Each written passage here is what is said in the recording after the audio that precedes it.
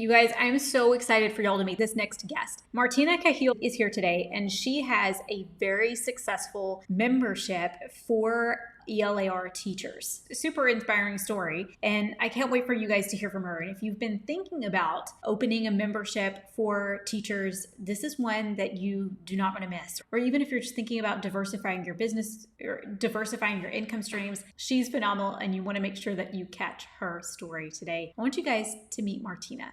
Hey, Martina, how are you? I'm good. How are you? I'm great. I am so excited, and I'm not alone in saying this. I know that there are people who are listening right now and they're thinking the exact same thing. Like, I cannot wait to hear everything that you have to say about memberships. Can you start by just like telling everybody a little bit about you, who you are, and kind of like how you got started in the teacher entrepreneur space? So I'm Martina Cahill, I always say it in real life, and then I'm like the hungry teacher in this world. And my mentor teacher, when I was teaching fifth grade, was like, "You need to start a TPT store and you need to start a blog." And I remember telling her, I'm like, "I'm not doing that. That's crazy." And she was like, "Someday you're gonna get it." And I was like, "Okay, whatever." And then I made this game, and she was like, "You need to put this on TPT." And so it just kind of started from there. I was pretty much hooked, especially once I'm in my first sale. And I always say this kind of like attributes to why my success has come is I've just been chugging away for 10, 11 years, just like consistent, never stopped. And I have always had my TPT store and my blog since pretty much the beginning, and even Instagram. And then I'll talk about that in a sec. But then in 2021, I did launch my membership, and that's been a wild ride. All right. So I've got to know your mentor was telling you you've got to do these things. Did she have a TPT store too? Yeah, she does. I used a lot of her stuff. So I taught fifth grade with her, and there was only one fifth grade class at my school. And the whole year we talked about we're going to teach together because there were two fourth grade classes coming up. And then she went and moved to Spain to teach for a year. And she's like, "I didn't want to tell you." So anyway, when she left, I'm like, "Well, I'm using everything you've created." And her big thing is writing units for upper elementary. And I've used them all the years that I was in elementary. But yeah, she has a store and a blog. But now she's actually kind of shifted because she's a twin mom. And so she has three toddlers. Mm. And so she does a lot of stuff for those young ages, which is really cool to see her shift to that too. Yeah. Well, that's really neat to start off straight out the gate and have somebody like Yeah. that encouraging you to start your business, which is really Yeah. amazing. But then you Yeah. guys kind of got to grow along in that journey together, which is really cool. So, yeah, let's talk about your journey on TPT. How long were you selling on TPT? You said like 10, 11 years or something like Yeah. that. How long were you selling on TPT before you were like, I think I might want to do a membership? Okay, so my story is really crazy with that, but I will talk about TPT. So I was just making stuff for my fifth grade. Like I was a self-contained elementary teacher. And then we moved across the state pretty quickly right before school started. And so I continued to just make resources, and I switched to sixth grade ELA. Again, just kept chugging along. But when I got to sixth grade ELA, it was like a really terrible job. I'm like, I'm just making it to make my life easier to survive that year. And that's also kind of when the whole trajectory of my store changed. Things really picked up, started to like be really successful in that. I got the heck out of that school and I actually applied for a kindergarten position just to get out of that school. And in the process, a seventh and eighth grade ELA position opened up. And at the time, I thought I would take that position for a year and make my way back to like fifth or sixth grade again. And then I absolutely like fell in love with middle school ELA. I was surprised how many people had a similar journey. A lot of people were elementary teachers or even high school teachers, and they were kind of being pushed into these middle school ELA positions. And a lot of the resources I was finding were great, and they were saying they were for fifth through eighth grade, but that wasn't really true. I really couldn't find stuff for just seventh and eighth grade ELA. So I started to niche down unintentionally for seventh and eighth graders. And that's also when the idea for the membership came, but it had nothing to do with middle school ELA. So I was a middle school ELA teacher, and I taught 5 class periods of middle school ELA. But because of the way my school was set up, I had to teach an hour of second and third grade art in our commons area on a cart. And then eventually I actually had to teach kindergarten and first grade art for an hour a day. Long story short is, even though it was only 1 hour a day and kind of like my side job, I like needed way more resources. It was way more prep for an hour a day. And so I came across an art teacher that had art bundles for elementary teachers, and I joined her art membership because I was buying all her bundles to teach with. And I kind of was like, man, while I was using this, it made my life so much easier. I wasn't spending all my time prepping for art, which is crazy because I had 5 hours of ELA to prep for. But I started to be like, she literally made my life easier. Seeing her membership for art teachers, I was like, this would be so cool to like give this support for middle school ELA teachers, especially because so much of what I thought about teaching changed when I went to middle school ELA. And I think especially when people make that shift, like you're just kind of blindsided. So to have someone who's like, okay, this was a mess, but this is what I figured out. That's so crazy, but there's so much in what you just said. I want to kind of unpack it a little bit. And I know that our primary focus is membership today, but you said something when you were talking about growing your store and that you really niched down into that 7th to 8th grade ELAR, and we're creating resources specifically for that. And this has been something that this is definitely not, I'm not trying to make this an I told you so moment, but I've talked to so many ELAR teachers that are like, this resource is truly for 4th through 8th grade. And I'm like, is it really? And I'm a math person. So to me, like that doesn't really jive. Like that doesn't really make sense. But I feel like very validated right now that you said, like, I was a 7th or 8th grade ELAR teacher and there were resources that were like super broad and I really needed something that was niched down. Yeah. And that actually worked for you. Like you started selling more resources when you were creating them specifically for 1 to 2 grade levels versus creating them for multiple grade levels. Yeah, I think people think, oh, the more grade levels I put in, then the more I'm going to sell. But it creates a really frustrating experience for the buyer. And I know that firsthand. Even when I was teaching 5th and 6th grade, I would make novel studies and I would literally only make them for 5th grade or 6th grade. And now those novel studies it's 10 years later that I started kind of making them, but they've kind of become some of my best sellers. And I think, again, it's because I wasn't like, oh, you could use this novel study in 5th through 8th grade. And that's exactly my experience because I was buying resources labeled 5th through 8th, even 6th through 8th, and sometimes they would work in 6th and 7th, but I was really having a hard time with my 8th graders in particular. So then I was buying high school resources, but then I was having to adapt a lot or the content didn't necessarily match what I needed to teach. So 100% when I made that shift and niched down to middle school ELA, specifically middle school ELA, like 7th and 8th grade, changed everything for my store. And I think that's also why I've been able to ride a lot of waves because even now, I still feel like it's hard to find specific for middle school ELA. There's a lot of big ranges or there's like high school ELA,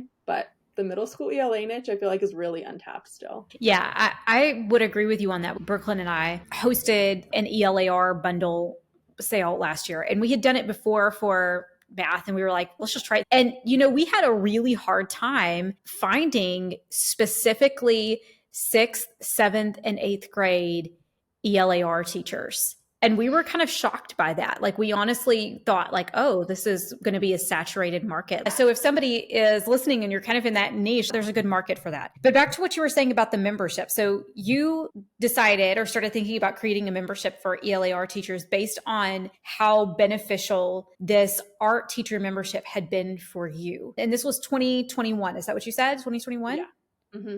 Okay. So when you first started to make that transition over from I've been in this membership for art teachers, I want to create something for ELAR, did you kind of start to model it after what you were seeing in that art teachers membership? So yes and no. When I first launched, I knew that eventually I wanted that to be my model, but the long and short is I was in the classroom until 2020, but then I had my second baby and I knew I could never launch it if I was in the classroom. So in 2020, having a baby in the middle of the pandemic, I kind of was like, all right, we're going to take a break. And I literally thought I was just going to take a year off. Well, my husband and I decided, all right, like we're not going to go back. It still logistically doesn't make sense. And so kind of in the spring of 2021, I'm like, I think I'm just going to go for it. However, I didn't have all the resources and like everything I needed to launch it. I was like, you know what, I'm going to launch it and see what happens. And my original idea was, okay, I'm going to just give them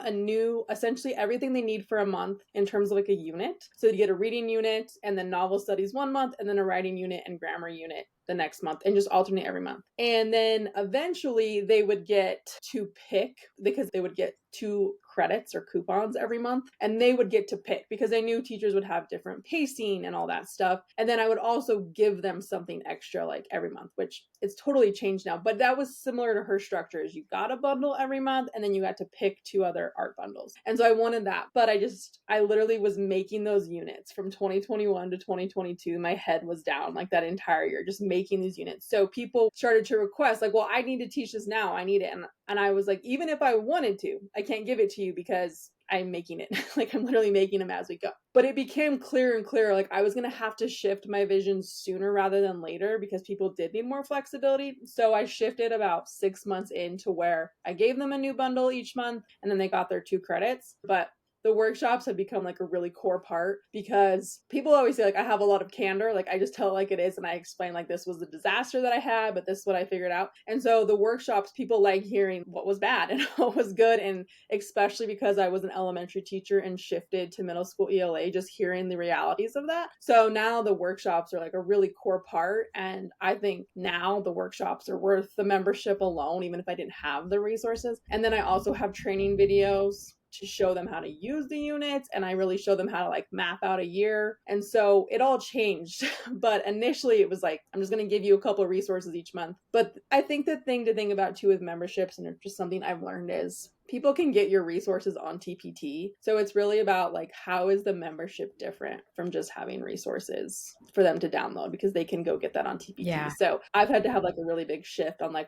why that art membership was so beneficial to me. It wasn't just because I was getting resources. It was because of how much time, and they would teach me how to teach art, and I didn't know how to teach art. So just like stuff like that, thinking about, okay, let's apply that to ELA and middle school ELA teachers. A couple of things that I'm getting out of what you're saying is number one, this was labor intensive. This wasn't just like, I'm going to create this membership. It's going to be all this passive income. Like it's going to be amazing. People are just going to pay me money to just have my resources. It's going to be great. But it's really not passive. You were saying you were creating like an entire unit every month. Like a part of me kind of died on the inside a little bit, just thinking about how much work that must have been. What does that look like now? Are you still creating a brand new unit every month? What kind of investment are you making in that each month? Yes. That's a really good question, because I know it's recurring revenue, but I will say I didn't have a clear vision on what a membership was. And then when I got in, I realized, I'll be honest,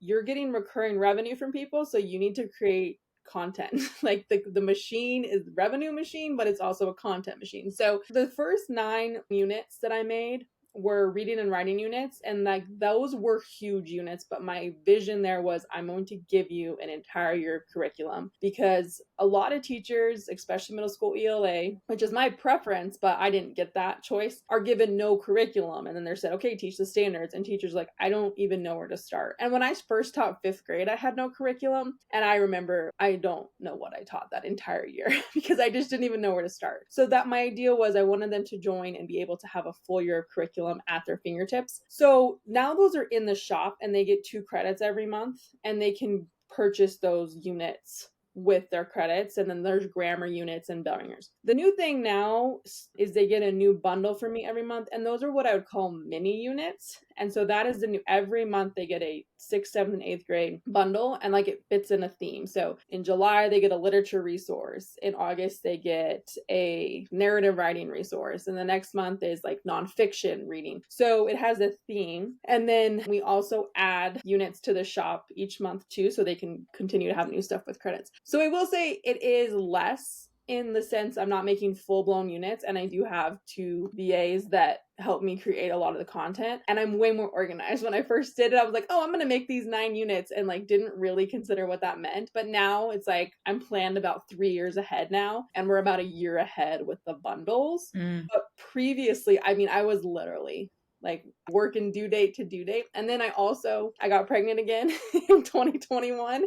And so I was like basically working so that I could have my baby and then like have a little break. No. So I didn't even get to do like a real launch last summer because my baby was due when we found out we were pregnant. I'm like, as long as I'm not due in the middle of summer, it'll be fine. And I was due July 1st. So I was like, okay, well, we'll just figure it out. So, but it's definitely been like figuring things out as I went. But now it's like much more organized. But I always say, I'll tell my husband, like, I wish I would have been more organized in the beginning, but had I not launched in 2021, I got pregnant soon after with my third. And then I would have had her in July and be like, oh, well, I can't launch again this summer. And I would have, I mean, I probably still wouldn't have opened enrollment by now. But now, almost 2 years in, like, I feel like the membership is so solid and it's so fun now. And like, I can focus on the workshops more. I have a good we have a good system for the monthly bundles, but I would have never gotten here had I not launched in 2021. Like, I would still be thinking about it. Yeah, absolutely. All right. So I have a couple of questions for you. The first is, what kind of price point are we talking about? Like, how much is your membership per month? So it's $35 per month, and they can do an annual, and it's 20 to 25% off of what they would pay if they paid monthly. And then they get a couple bonuses if they do annual, but I always say do monthly. In fact, I'm thinking of taking the bonuses off annual. Like, yes, I want it to be a little bit of cost savings, but I don't want people to feel like they need to do the annual. I just feel like you don't know what you need and don't need. And I think my membership is a great fit for some people, but it's also not a great fit for other people. So I always recommend, if you're unsure, like, people should do monthly, because then you can always figure out if it does or doesn't work. But hopefully can show them it is great and then they want to stay. But I don't want to ever hold anyone hostage. Okay, so there are a couple other things that you said that kind of like piqued my interest. And first, like, this isn't a cheap membership. I mean, like, yes, for everything that they're getting, it's an incredible value, but it's not like you're creating all of this content and giving them access to everything for $5 or $10 a month. This is something that a lot of teachers might actually have to think about. Like, do I actually want to spend that much money every month? But then also, it's making it probably worth your time, right? So you're not just getting paid like $10, $15 a month for all of this work that you're doing. But another question that I have for you is, how big was your audience before you launched this? Oh, gosh, I know my audience. That's a good question. I want to say my email list at the time was hovering around 10,000, I think.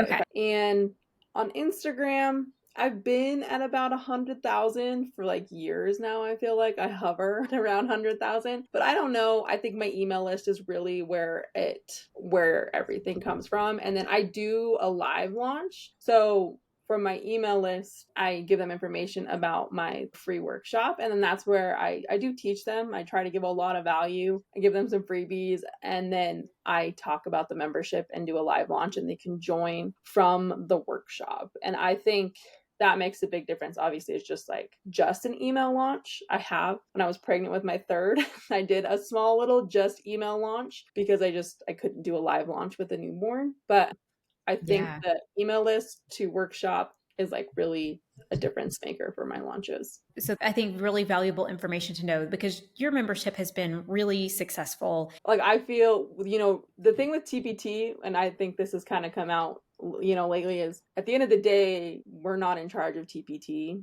or any selling platform. And at the end of the day, I control completely how many people come into my membership. And it's now at a point where I feel comfortable if, TPT went away, I'm okay. Like, I have my membership kind of thing. Absolutely. And that's a really good feeling. That's a really good place to be at as a business owner, is to know like one of your income streams could fall away and you would still be able to pay the bills. So that's incredible. So talk to us about like where your plans are for your membership moving forward. Like, do you plan to continue doing the same thing, or do you have plans to add on to it or change anything in the near future? What does that kind of look like for you? Yeah. So I will say, like, we're changing things, but it hasn't gone into full effect until actually July of this year, to where our bundles fit in a theme. Before, it was kind of like, we're just going to give you a new resource every month. I mean, I tried to keep it varied, but I just didn't have a good vision for that. So now, starting July is when it's like, you're going to get a literature resource every July. And that way, they're going to make sure they get something of those sub-subjects of ELA,